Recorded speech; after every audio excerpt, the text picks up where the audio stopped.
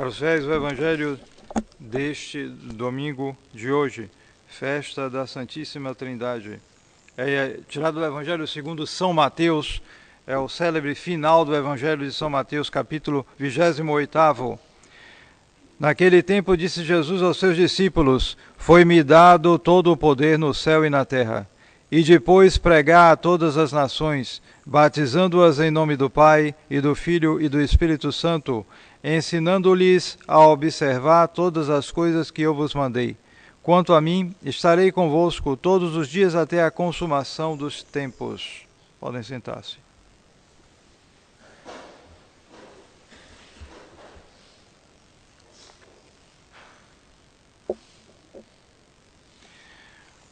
Hoje é o primeiro domingo depois de Pentecostes, porém se comemora a festa da Santíssima Trindade, que é festa de primeira classe.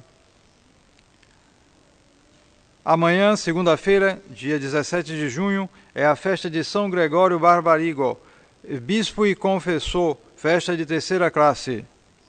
Na terça-feira é a festa de Santo Efrem da Síria, diácono e doutor da Igreja, festa de terceira classe. Dia 19 é a festa de Santa Juliana Falconieri, virgem, festa de terceira classe. Na quinta-feira, então, é a festa do Santíssimo Sacramento, festa de Corpus Christi, e festa de primeira classe, festa de obrigação. A missa aqui será às 8 horas da manhã, seguida da procissão do Santíssimo Sacramento. Na sexta-feira, dia 21, é a festa de São Luís Gonzaga, confessor, festa de terceira classe. No sábado é a festa de São Paulino de Nola, bispo e confessor, também de terceira classe. O próximo domingo será o segundo domingo depois de Pentecostes. Em nome do Pai, e do Filho e do Espírito Santo. Amém.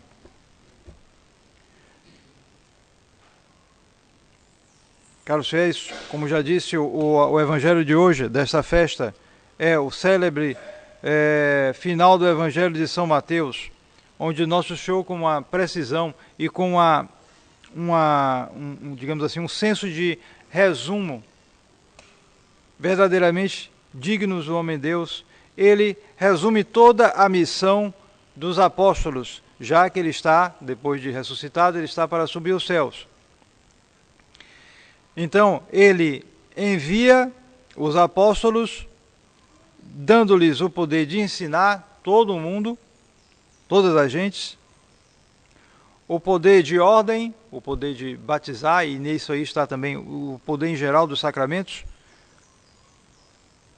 e também o poder de conduzi-los para tudo o que ele ensinou, quer dizer, um poder de governar a grei, de governar os fiéis. Nesse final do Evangelho está tudo aí. Agora, esse batizar é batizar no nome do Pai, do Filho e do Espírito Santo. E com isso, Nosso Senhor intima, faz disso uma obrigação. E que obrigação? A obrigação de confessar a Santíssima Trindade. Isto quer dizer que não basta renegar o politeísmo, já que no Antigo Testamento a grande questão era esta. Os pagãos adoravam muitos deuses, e Nosso Senhor reservou para si um povo, o povo judeu, o povo de Israel, reservou para si, e justamente para que a religião monoteísta, a religião verdadeira, fosse guardada naquele povo. Porém, esta era uma disposição passageira, ela era provisória. Isso devia ser superado com o advento de Nosso Senhor Jesus Cristo.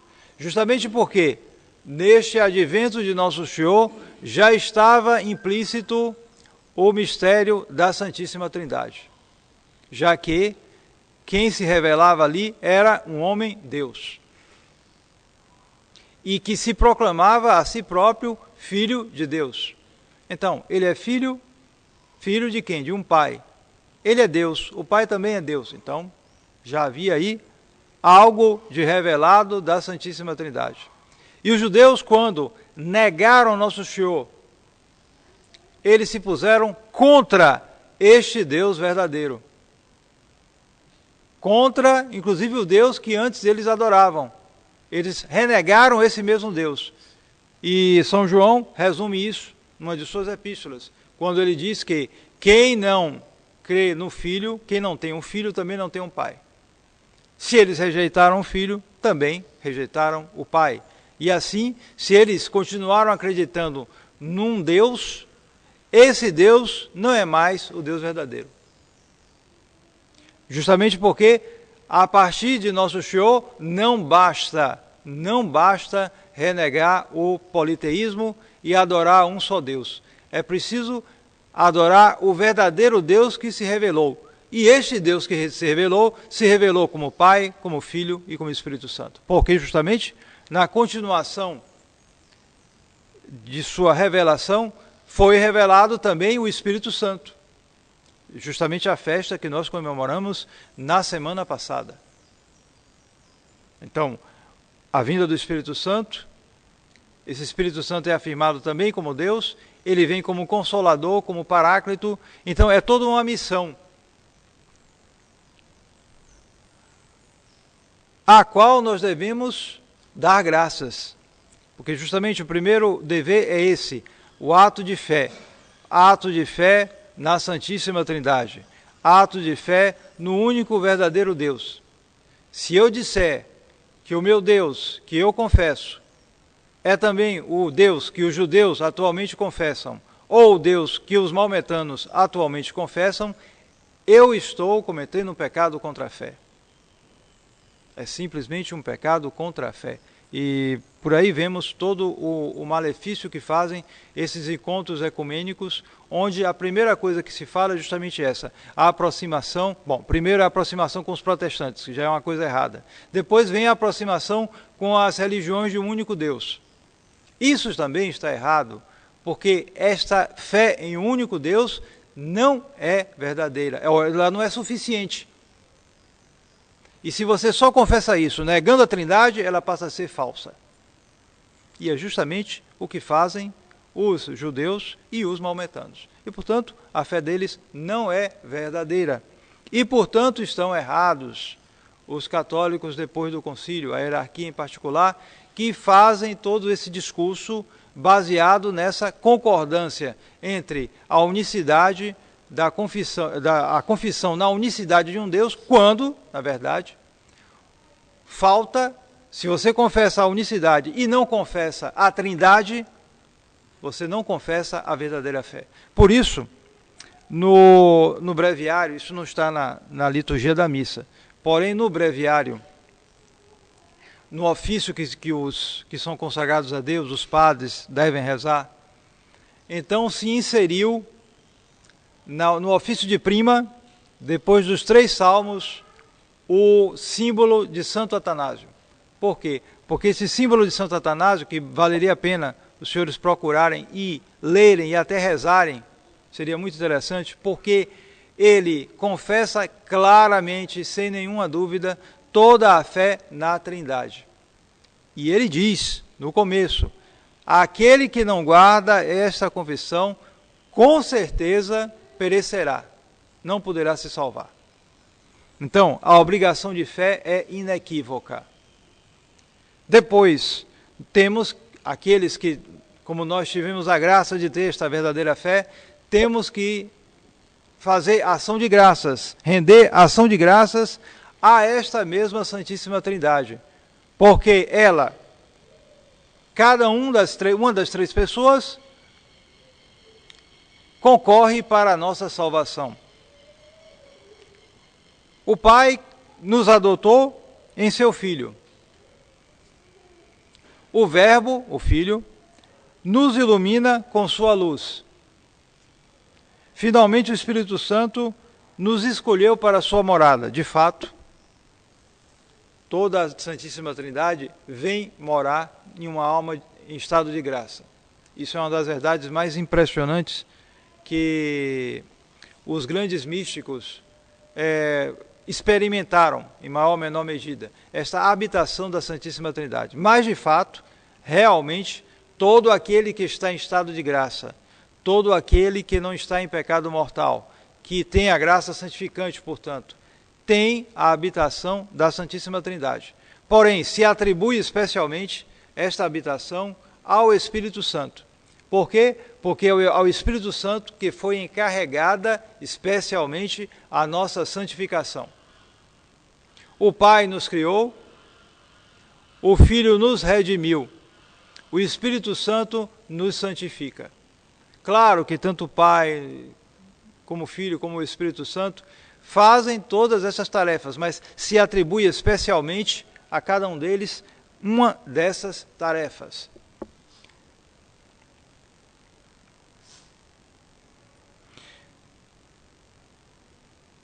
Então, por isso, a Igreja, que é a primeira que rende graças à Santíssima Trindade, por tudo isso, ela inseriu a invocação da Santíssima Trindade em toda a sua liturgia, em todos os seus sacramentos.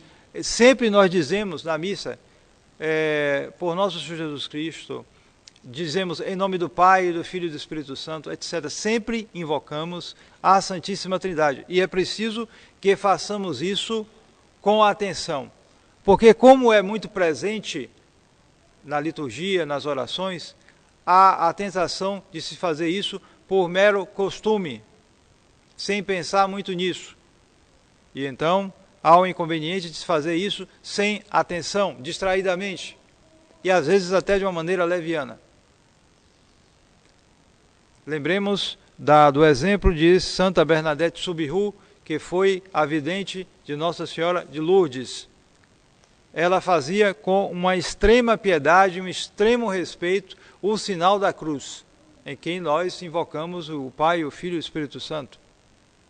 Mas ela fazia isso porque ela tinha visto a Santíssima Virgem fazer isto na aparição. Então ela adquiriu uma graça de Deus muito especial, uma maneira única de fazer o sinal da cruz, de tal maneira que ela às vezes convertia pessoas simplesmente fazendo o sinal da cruz. Quando as pessoas viam, elas entendiam que aquilo tinha vindo do céu. Mas não só isso, outro exemplo de um grande santo é o de São Francisco Xavier, grande missionário nas Índias, que teve que lidar muito com os pagãos, com gente que não sabia nada, que não tinha recebido nada, mas ele tinha como uma de suas principais orações simplesmente dizer: ó Sancta Trinitas, ó Santíssima Trindade. E ele dizia isso tão frequentemente que os pagãos às vezes aprendiam aquilo e repetiam aquilo, às vezes sem pensar, sem nem saber o que era, mas diziam. Isso certamente lhes fazia bem, lhes ajudava a se converter. Assim, São Francisco Xavier converteu uma multidão de pagãos pelo seu exemplo e também utilizando essa jaculatória, essa pequena oração que ele dizia sempre: ó Sancta Trinitas.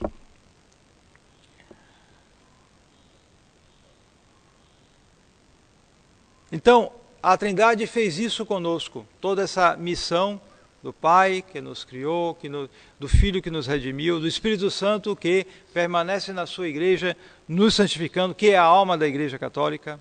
A alma do corpo místico é o Espírito Santo. Da nossa parte, temos que retribuir a tudo isso.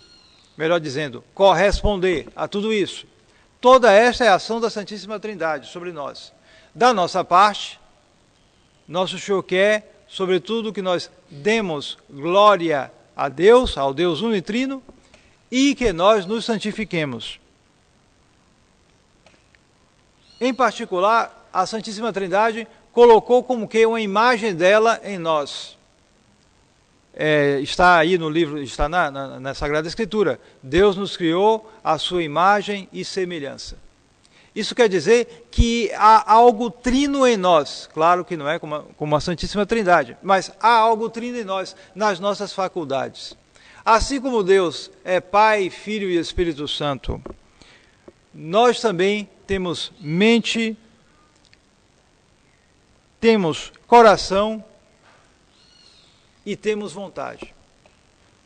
Esses três elementos em nós agem muito fortemente, ou seja, a mente, o espírito, as ideias, inteligência, etc. O coração, que é a afetividade, algo muito presente em nós também. E a vontade, que é um apetite também, porém é algo racional, algo que a cabeça comanda. Então, esses três elementos são muito fortes em nós. E por isso, para corresponder à ação da Santíssima Trindade em nós, esses três elementos devem agir em nós, cada um de uma maneira.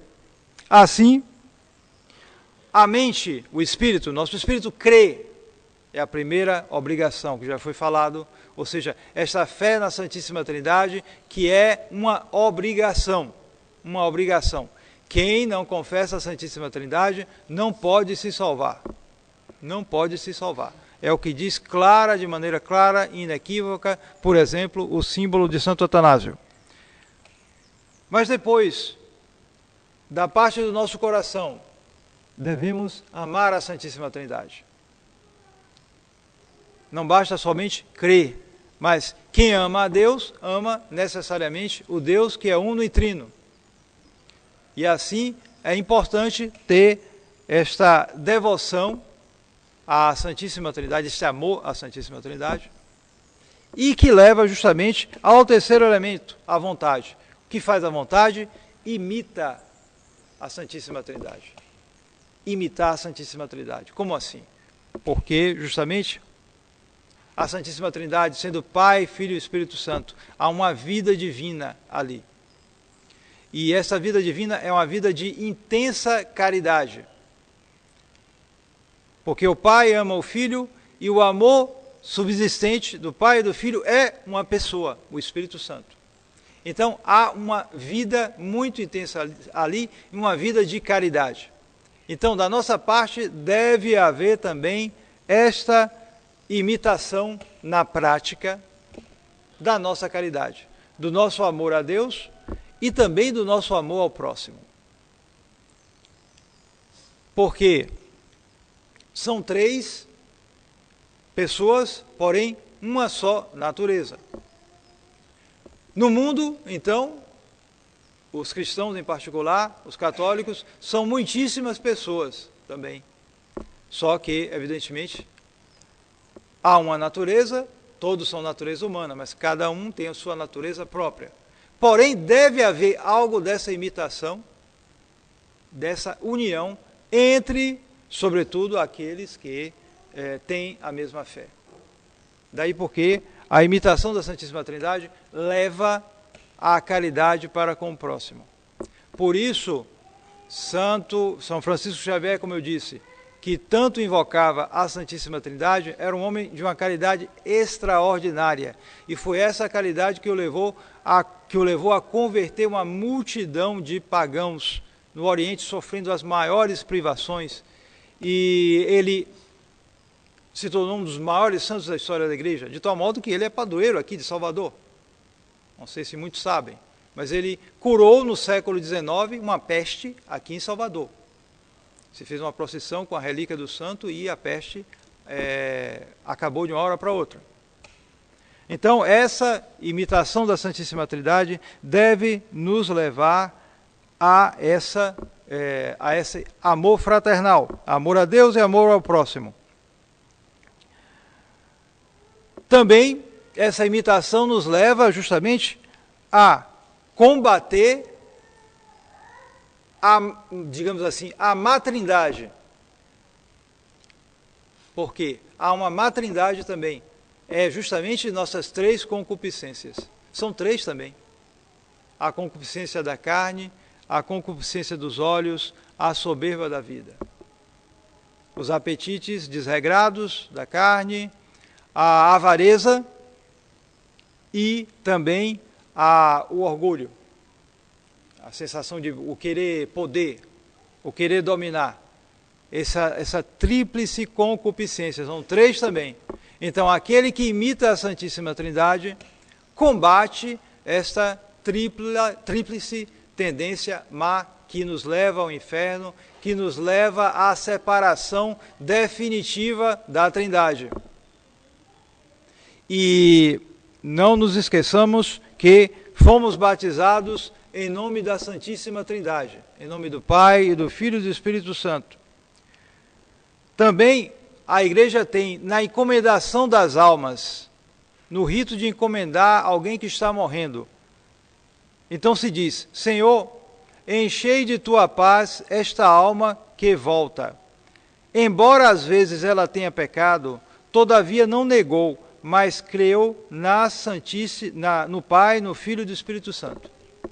Então, esta fé na Santíssima Trindade, ela está afirmada até no rito de encomendação de uma alma. Desde o batismo até o final da vida, se a Santíssima Trindade está presente. Ora, aquele que foi batizado em nome do Pai e do Espírito Santo recebe um caráter, porque o batismo imprime caráter. Então, se ele, por acaso, não é fiel, não luta contra a tríplice concupiscência do mundo, que leva, de sua natureza, que leva ao inferno, ele terá um inferno muito pior do que um pagão. Porque o pagão não tem um sinal da Trindade, mas o cristão, o católico, esse sim, tem um sinal. Então tenhamos cuidado e sejamos fiéis enquanto é tempo. Enquanto é tempo, sejamos fiéis, porque depois isto nos será cobrado. Nossa devoção, nosso amor, nossa imitação da Santíssima Trindade. Em nome do Pai, e do Filho, e do Espírito Santo. Amém.